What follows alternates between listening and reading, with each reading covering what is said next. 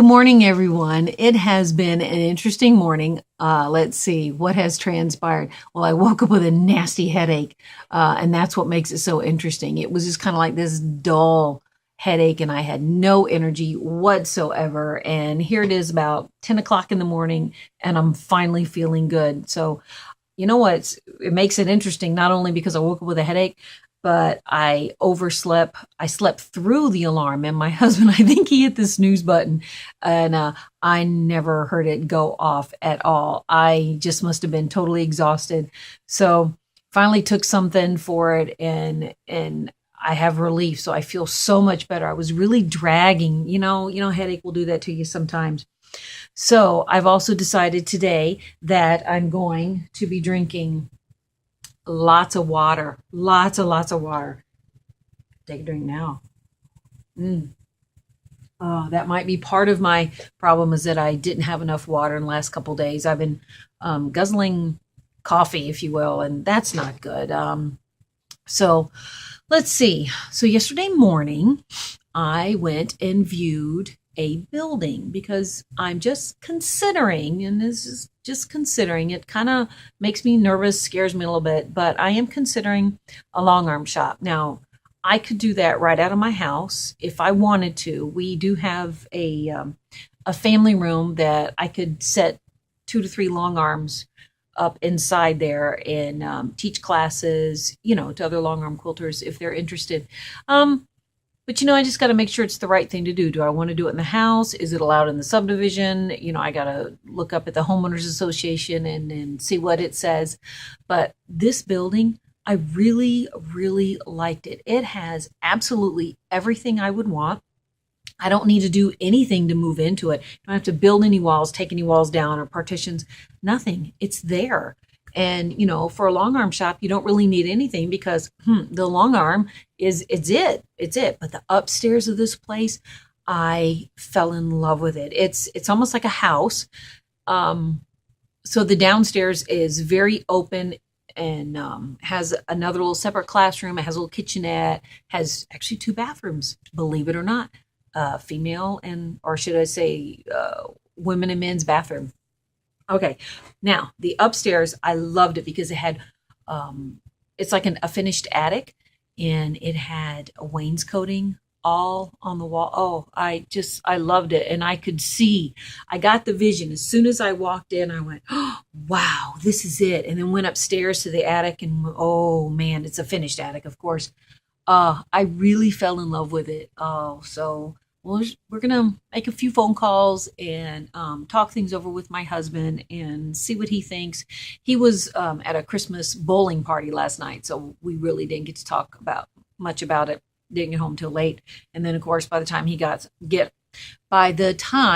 he arrived home, I was exhausted, and so was he. So there wasn't a whole lot of conversation going on.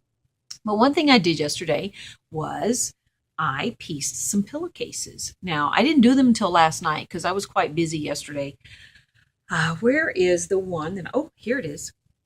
This is a very manly pillowcase, but I totally forgot I had this fabric. I want to show this to you. Let's see which side's showing. Oh, here we go. Okay. See the bear? I didn't even plan for that to come in the middle of it or to be in the middle of it. I love this pillowcase.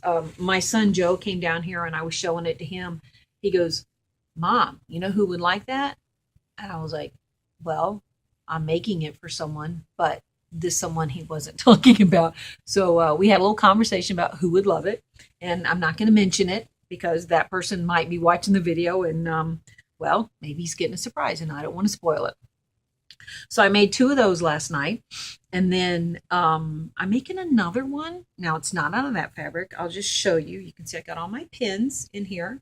I love my little butterfly pins. Let's see if I can open it up. Can you see can you see the little pink fabric? This is Moda line. I believe it's 3 Sisters. I've always loved their designs, their fabric line. So this pillowcase, it's for a female, if you couldn't guess. She means a lot to me. She lives 700 miles away from me. During a very rough time in my life, she was there for me. So I'll explain quickly to you.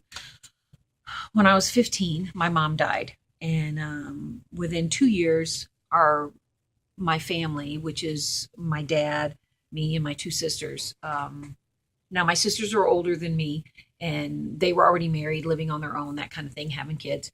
And but our family went through some rough times, and our dad basically, honestly, he walked away from us, which was really rough because I was at a point in my life where I wasn't ready to be on my own, and it was, let's just say, it's kind of forced on me. My two sisters were there for me, and they did everything they could to help me out. But remember, they also had their own families, and they had to focus on their lives. And every chance they had, they were there. I'm not talking bad about them in any way, shape, or form. They were there for me. But there was another person was there for me, kind of back in the background, very silent. She when I was 17, I was dating David Black. So these are the high school days. And his mother had a she had a big impact on me. I would sit and watch her and how she took care of her family, and she just took me under her wing and let me into the family. And so for 2 years of my life, she was there, and this is my way of saying thank you. So this pink pillowcase is for Margaret Black. She she's just a wonderful lady. I remember sitting around at the dinner table with their family, back in the day. And now they had 5 kids. The 3 were still left at home when David and I were dating. It was David, his sister Colette, and his brother Ron. Now Ron's the baby. Colette was next to the youngest, but she was the only girl. So let's think about this. You got David Black. He likes to tease and kid, and oh my gosh, he just gave his sister Colette the hardest time. I remember times sitting at that dinner table, she would get so frustrated with him. Okay, it was just funny. You can just imagine brother-sister relationship, and he did his little brother like that too. But I think Colette got in on those when they would kind of tease and give Ron a hard time. I think they're all best friends now, which is typical for when we grow up.